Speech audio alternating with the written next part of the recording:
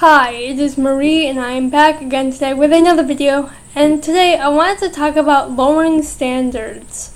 Now this is something I've talked about in some form or another in many of my previous videos, but quite simply I just wish people would stop lowering standards for people with disabilities. Because believe it or not, we can do a lot of stuff other people do.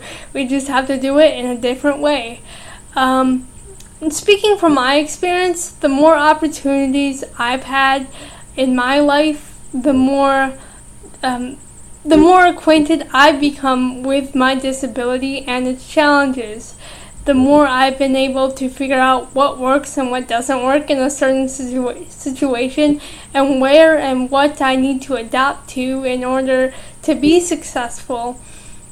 And so I think that opportunity needs to be there, but lowering standards diminishes the opportunity.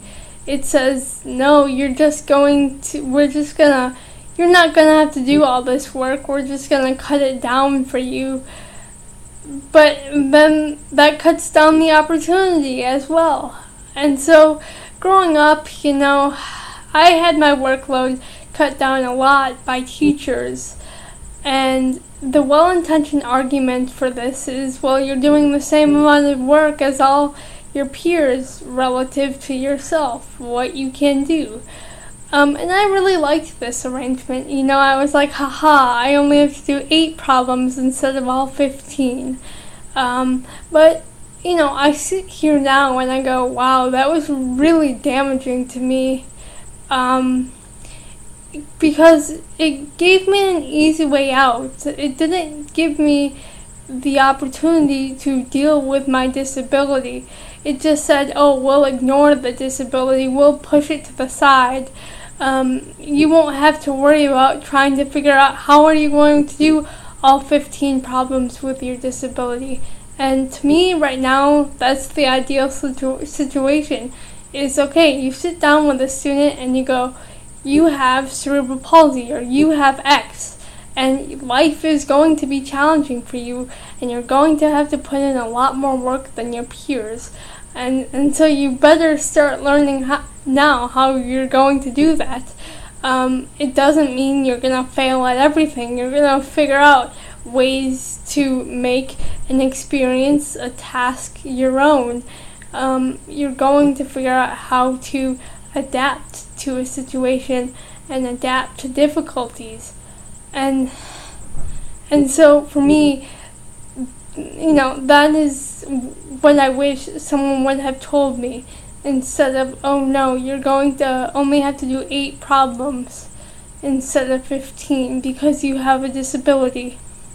Because simply I don't find that it's realistic to real life. If I want to be successful in real life, I'm going to have to be like, oh, no, I have to do all of the work everyone else does because other people depend on me. If I want to learn, I'm actually going to have to learn. There's no easy way out. I'm going to have to learn the skills. And so I would go back to my younger self and be like, no, you're going to have to learn how to read that book. You're going to have to do all 15 math problems and just do it, because you're going to need that practice and those skills to be able to make it in the real world. And, take your education seriously. Take learning seriously. Yes, it's going to be frustrating, but life is frustrating, and you're going to have to learn how to deal with it, because, life isn't going to get any less frustrating than it is. And so that is all I have for today. I will say goodbye, and I will see you in the next video. But first, if you have any comments, questions, suggestions, or concerns, go ahead and put them down in the comments, especially if you have any suggestions. I can try and get my brain rolling on what I want to do for the next one. But I'm open, and I need suggestions, is what I'm saying.